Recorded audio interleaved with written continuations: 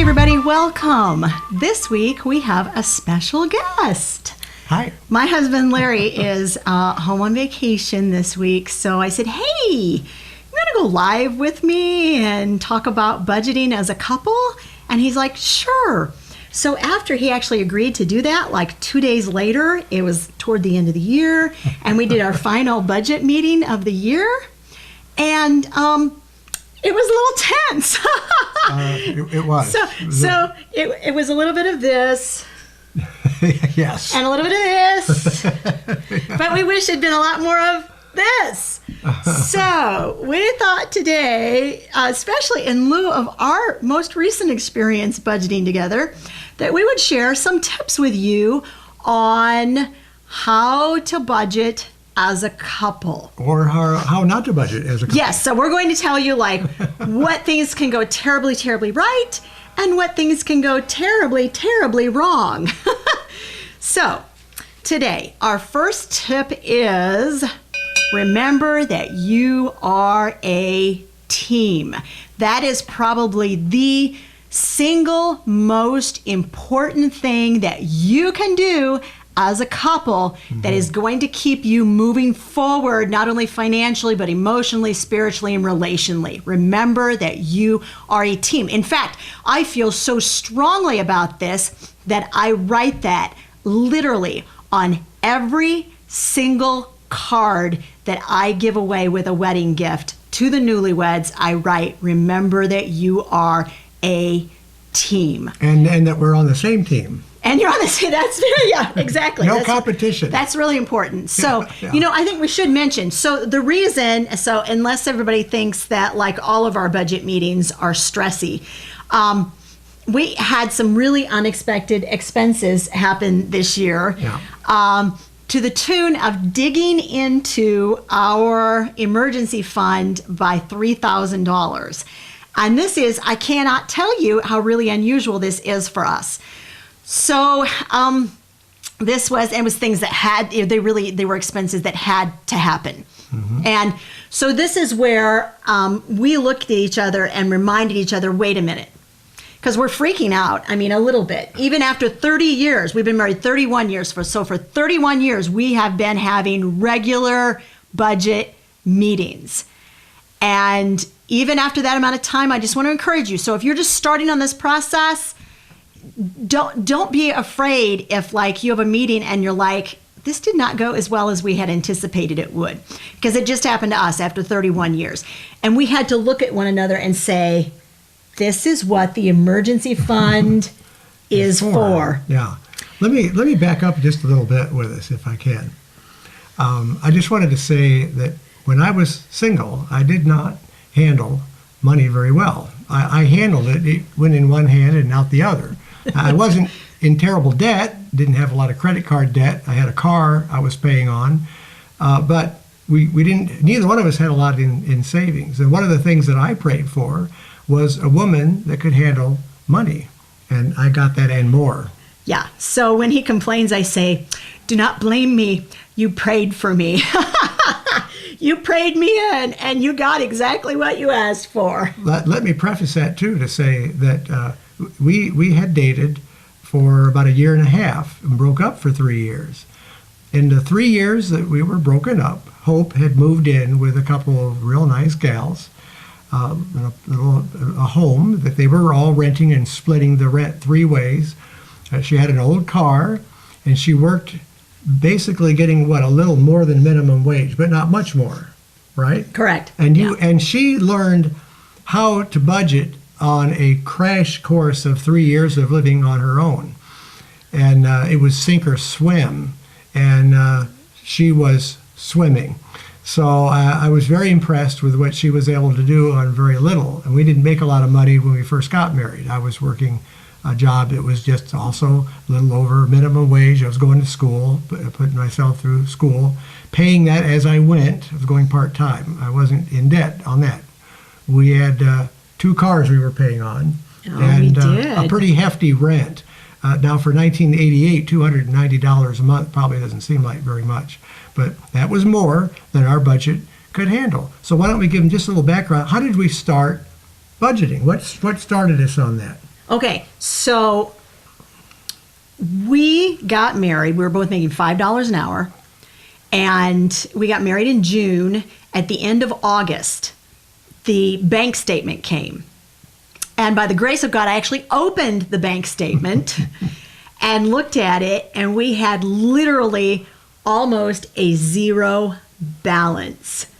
And needless to say, that got my attention really quickly, and I thought, we are in really big trouble.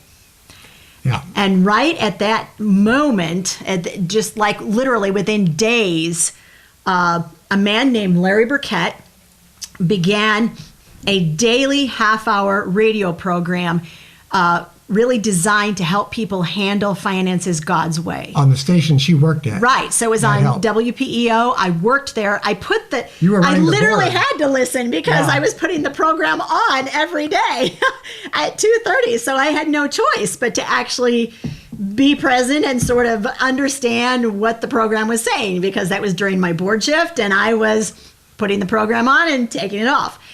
And so I started listening, and after about 2 weeks, I came home and I said, Larry, there's this really great guy that's on the radio. His name's Larry Burkett. Gotta like his first name, right?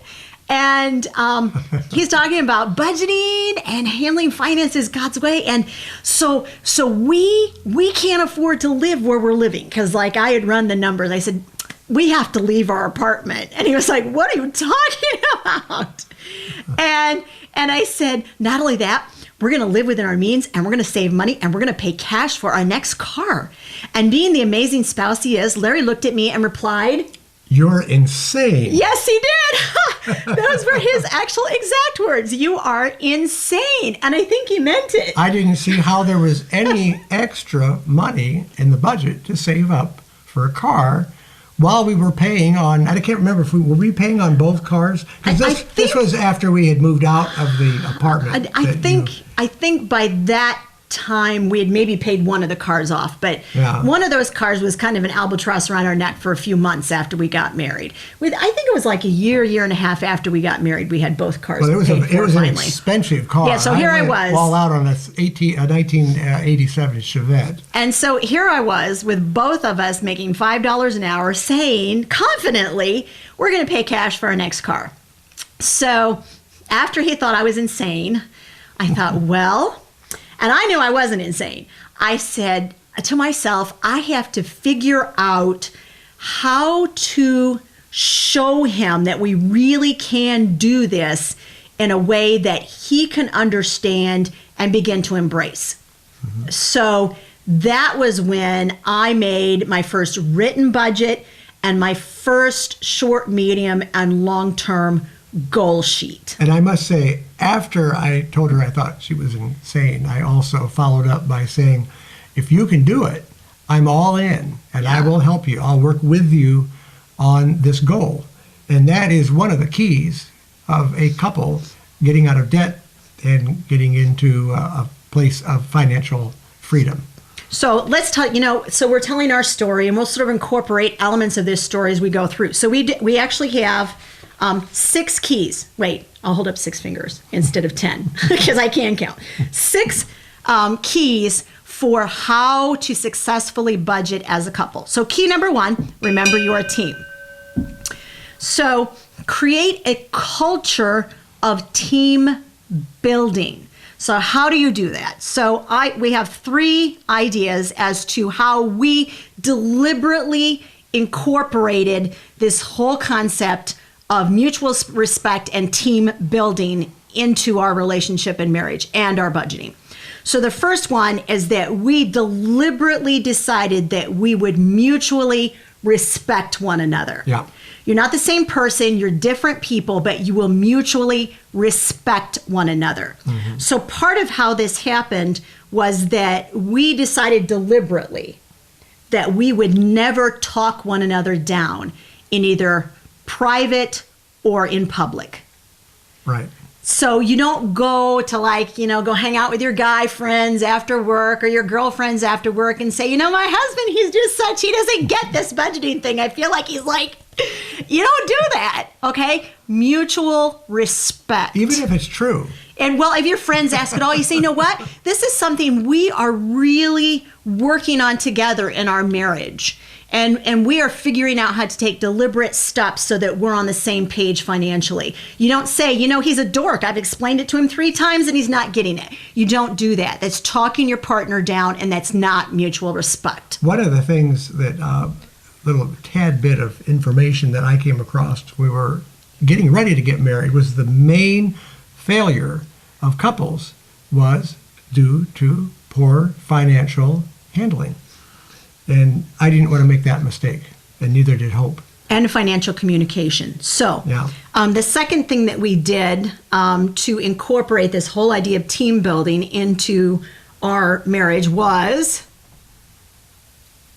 he's looking at, Well, we mutually agreed that we don't overspend a certain amount. right. So we agreed. Now, I think, oh golly, our budget was so tight, and it's hard to remember. It's been 31 years. I think the first amount was either $5 or $10 that we agreed mutually. We would not spend over this amount without checking with our partner first. Well, so let's, we got really good at saying, let me check with my wife, or let me check with my husband. Because who's going to look you in the face and say, you know, my kid's got this this fundraising thing, and you can buy some chocolates for $15. And who's gonna, if you say, let me check with my wife first, or let me check with my husband first, who's gonna look you in the eye and say, well, that's stupid? You know, if they do, you know, maybe they will, I don't know. But so we got good at setting some boundaries with other people and saying, you know what, I'm just gonna need to check real quick. Well, let me say this, just to back up a little bit. The very first thing we did in what was it, July of 1988, we got married in June. The first thing that both of us did was we recorded in a ledger every amount of money we spent for a month. We recorded it down, no matter what it was, no matter how small the amount was, even if I bought a candy bar out of the machine at work. We wrote it all down so we knew what we were spending. And then we wrote down our paycheck amount so we knew how much we were taking in. So we had to you have to take stock on what you're doing first to get a handle on where you're at.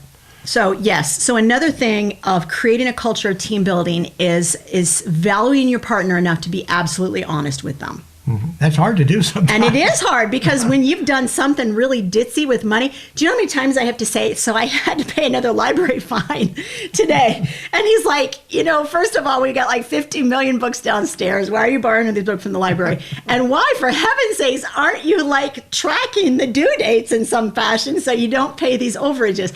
And you can ask him to this day, I say, well, you know, this is, if we had to buy these books, it would be a lot more. So this is like my way of supporting the public library system. So that's always my excuse.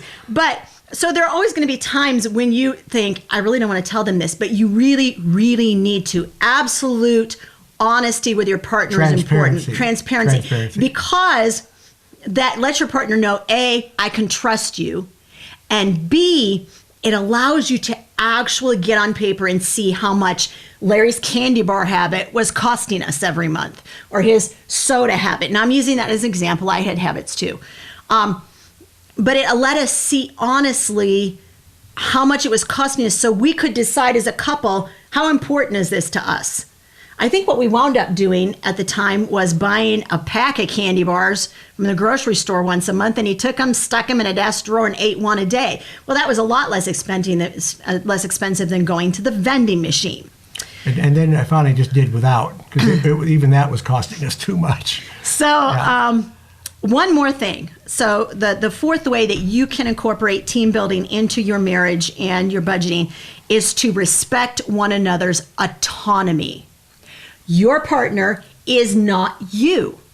The way that they understand the world around them is not the way you understand it. What is important to them financially is not necessarily going to be the same thing that is that important to you financially. But you can't expect them to be a carbon copy of you. God made them different. Otherwise, one of you is not needed. Yeah. All right. Key number 2. recognize and utilize one another's strengths and recognize those weaknesses in your other partner. Okay, so we made a list of 3 things that Larry is very good at. And there's a list of 3 things that I am very good at. So you kind of see how you make these lists. So like go to your separate corners. Usually when you say that to kids, it's like they're fighting. You go to your separate corners. So, but really go to your separate corners and write down 3 things that your partner is really, really good at. Okay. Larry is very good at buying and reselling. I learned and I mean very early in our marriage that if he said, I can buy this for $50, but if I put a little work into it and fix it, I can sell it for $150. And I took a great big gulp because as you can imagine, with both of us making $5 an hour, $50 was like, are you kidding me? But I learned. He would look me in the eye and say, trust me. I did that many times. Many times. But it never failed. The best case was I bought now this was back in the late 80s when you could do this. You couldn't do this today. I bought an old Panasonic color television set, and it was out of adjustment. It was fuzzy, didn't have a good picture. I paid $15 for it. So all I did was spend maybe 20 minutes touching it all up, readjusting it, and I got a perfect picture on it. And I was able to sell that for, I believe it was 85. It was 85. 85. I remember. Now, you can't do that with TVs today, but that's an example of one item. And before that, she really didn't trust me too much on buying things with the idea of reselling them because she was thinking of what she would do with the thing, I think. But once we got that, I would pitch it and not buy it in the first place. I'm just saying. Right. She was afraid you were, and you had justified reasons of being afraid. I was throwing away $15 that we kind of needed. So we did that many times over. Okay. So Larry is very organized in tracking paperwork and bill paying. Now, I took over the bill paying. I think it's been within the last year. Yeah, about 6 And the first time, this is a true story. And this is one of the things that we want you to understand. We are always going to be really honest with you, even if it makes us, you understand that we have really bad feet of clay. I took over the bill paying. I got online. I paid all the bills. I'm like, yeah, did this, mastered this all by myself. And I forgot to transfer enough money from savings to checking to pay the bills. And we had an overdraft, our first overdraft in decades.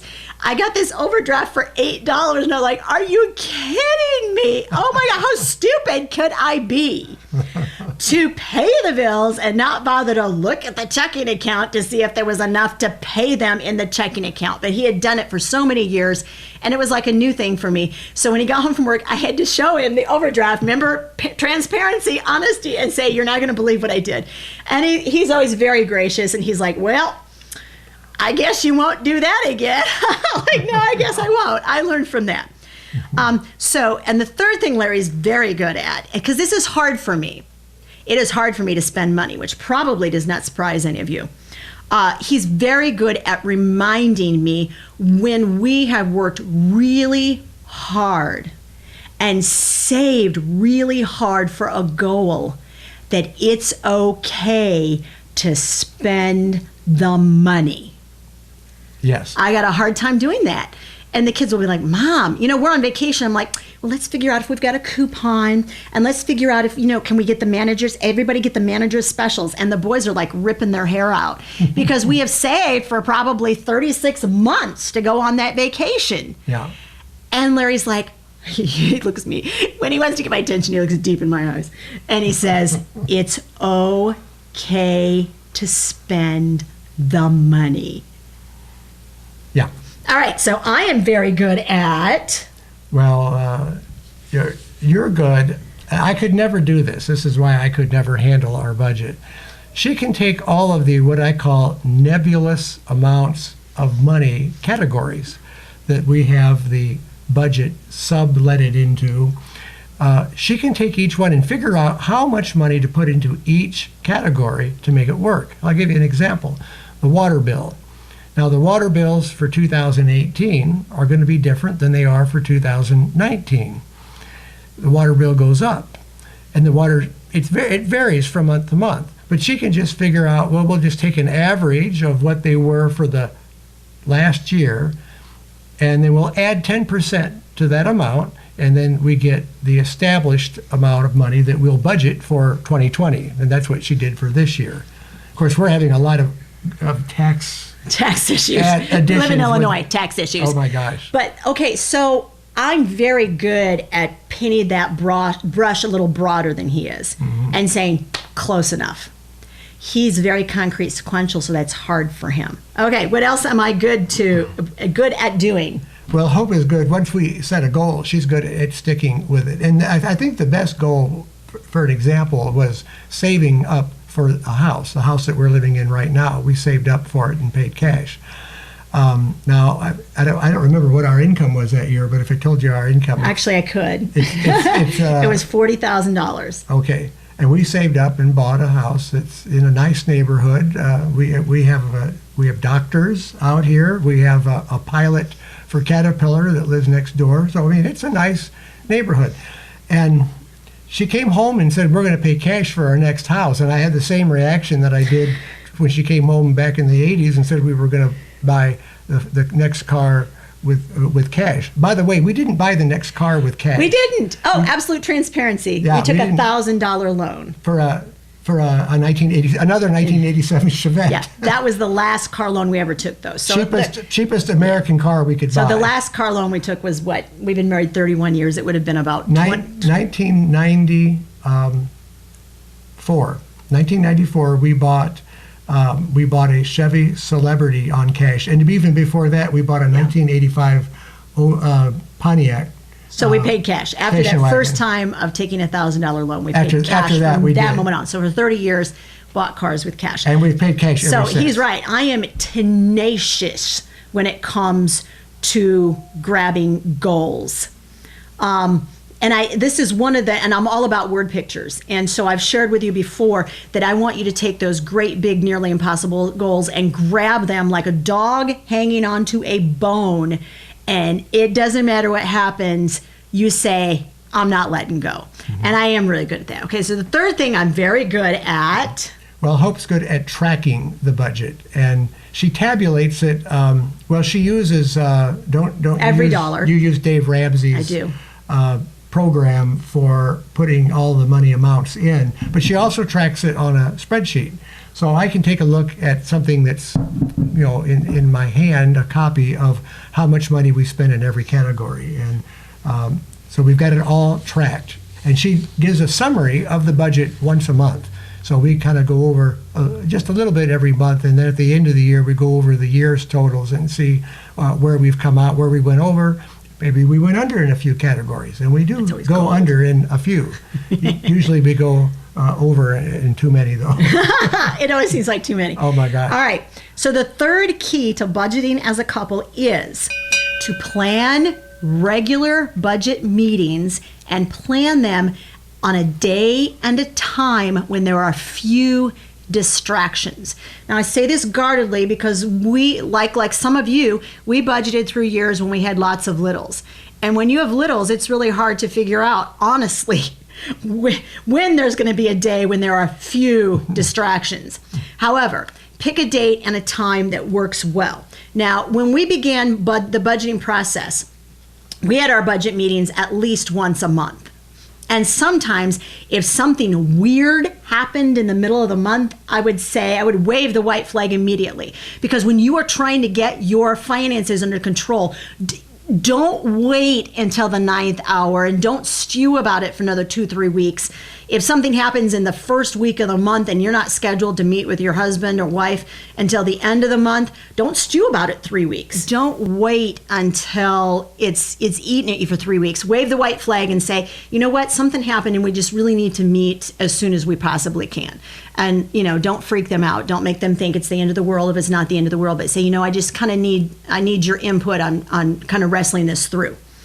All right, so make sure that it happens as often as possible. Now we meet once a quarter. Unless something, really needs to be talked about, it's once a quarter that we meet. And then at the end of the year, we have a great big kind of putting it all together session. I might ask you at the end of the month, just in general, how do we do? And you know what? Unless he needs a really quick update, I say, you know what? We did okay. We'll talk about it next month. Well, just a little side trip. What are our, let's say, our two most difficult categories to wrestle? That's a great question. For years, it has been food and household. Yeah. Because you all know that our food and household budget combined for 6 people is $400 a month. So that's always been a little bit hard to kind of wrestle and keep under control. This year we did it. However, our end of the year totals were around 390, and that's the best we've done in a really, really long time. But that's always been one of those areas that's been a little bit difficult. I think car expenses, as far as like upkeep, that's generally, if we've not set enough aside, that's also one of those areas that can sidetrack us super, super quickly. Yeah, and I tried to buy 2 cars, the last 2 purchases, 2 cars that were very low in maintenance, and so far they were, except for one big issue with the Toyota Prius had a air conditioning go out, and that was major. But. So unless you really need to schedule a meeting in between, make sure you give your partner a heads up that it's coming up, because some people don't like to be surprised by coming home and you saying, oh, we have a budget meeting tonight. You need to plan those things ahead of time. Don't have your budget meeting right before you go to bed. Bad idea. Trust me from experience, bad idea. Make it special. Get yourself that cup of coffee or pot of tea ready. Maybe make some cookies. It should be a pleasant experience to have your budget meeting. Key number 4 to budgeting as a couple. Only one of you is in charge of gathering the facts and figures. God tends to always put a saver with a spender. There's one of you that is stronger in this area than the other, and it does not matter if it is the primary breadwinner or not. You put the one of you that is strongest in charge of gathering the facts and figures. Putting the budget together, that's a group project. But you know what? I always have a template ready and say, these are my suggestions before we get together. Yeah, and we'll adjust them a little bit. You both have input, but one of you and only one of you is in charge of, you get too many fingers in the pot. There's always one that's better at doing that than the other. So usually. So for lack of a better term, I say that's the bookkeeper. But that doesn't mean they're in charge. It just means they're the bookkeeper. Key number 5, utilize your partner's learning style. All right. Larry is concrete sequential.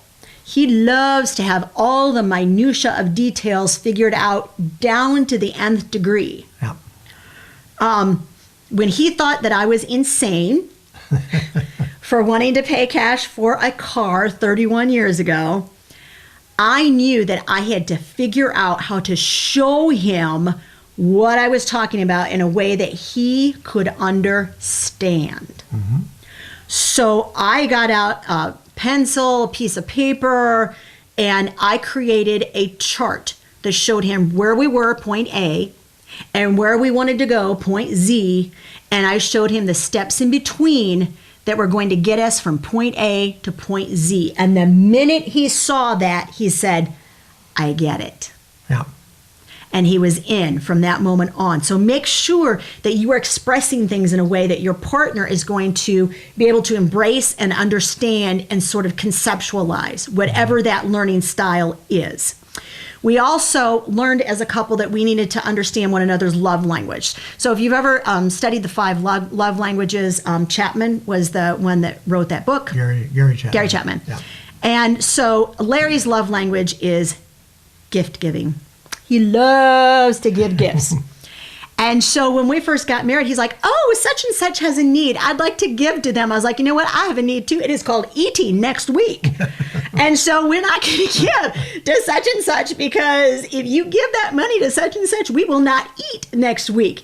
And so, but over the years, I've learned to anticipate that. So we have specific parts of our budget that are geared for giving. I was going to say, you created a category. Absolutely. For that. It was important to him to know that he could do that. Yeah. So we created a category specifically for doing that. And he will call me from work and say, you know, this is the situation. Is there enough money in this category to give to them? And I will immediately be able to tell him, yes, there is, or no, there's not. Or no, there's not, but we can give them this amount instead of this amount. And so that was important, because that was important to him. Yeah.